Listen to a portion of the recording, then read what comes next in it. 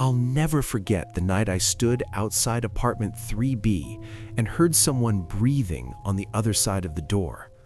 The apartment that had been empty for months.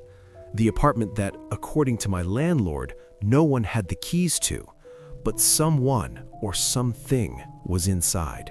This happened to me about 3 years ago when I was living alone in a small apartment complex in the older part of town. I had just graduated and gotten my first job, so I was excited to finally have my own place. The rent was cheap, the landlord seemed decent, and most importantly, it was quiet. Or at least, I thought it was. The building had 3 floors, and I lived on the second floor in apartment 2B. There were only 2 apartments per floor, and mine faced the back alley. The apartment directly above me, 3B, had been empty for the 2 months I'd been living there. I actually liked it that way. No footsteps, no furniture scraping, no noise at all. Everything changed one Thursday night in October.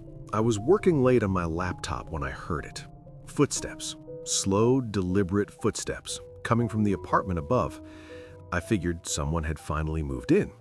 I didn't think much of it at first, but then I noticed something odd.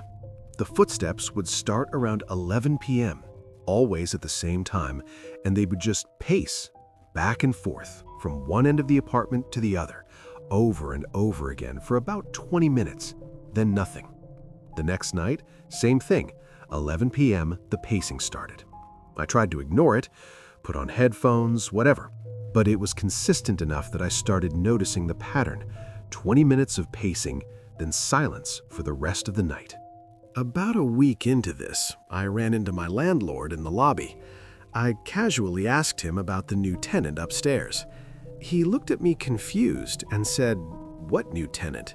3B is still vacant, has been for months." I felt my stomach drop. I told him about the footsteps. He frowned and said he'd check it out, but he seemed skeptical, like maybe I was hearing things from another apartment. That night, I decided to stay up and wait. At exactly 10:55 p.m., I turned off all my lights and stood in my living room, directly under where the pacing usually happened. My phone was in my hand, ready to record any sound. 11 p.m. hit. Nothing. I waited. 11:05, still nothing. I started to feel stupid, like maybe my landlord was right and I had been hearing sounds from somewhere else. Then, at 11:07, it started. But this time, it was different. The footsteps were slower,